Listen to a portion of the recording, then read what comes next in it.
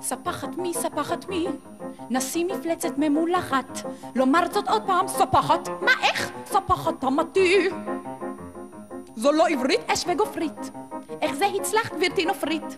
כל כך מהר עברית ללמוד, איך באולפן פשוט מאוד. אולפן שלמה כן כל האלף, לומדות פה בשיעורי ערב. אומרים זאת להעיר כדאי לך, שיש פה רק שיעורי לילה. ואת אני רואה מהארט, להירשם אבל איחרת. שעיר רגליים חיש הצידה, הוצרו שומעים הפירמידה. איזה הילוך, איזו קומה, וכמה פוך, ממש אימה. השמן זך בסולת, הדבש ונופת צוף, ואיזה ראש קרבולת, ואיזה גוף שפוף, פרצוף מלוח, אף כפוף, תנו לשאוף רוח, הוף. שמעי נגברת כל פסוק, שלך מעיד אם זה נאה לך, שגם בתוך ארמון המלך לשון חורצים כמו בשוק. כך בדיוק ולכבודך, בציפורני האדומות, את זאת תרשום על פרצופך, כתוב בכתב החרטומות.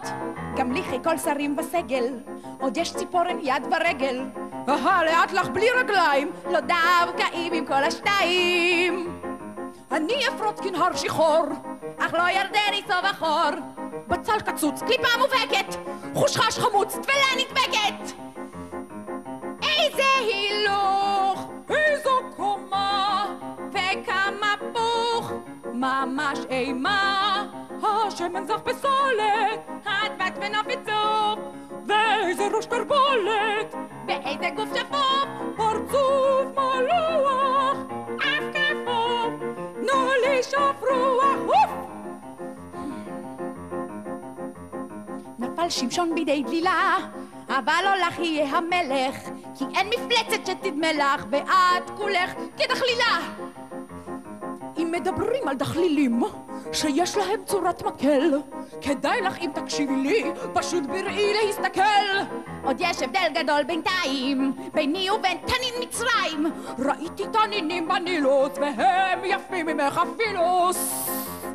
איני רוצה לקרוא שמות, אך יש חיה כזאת בהמות.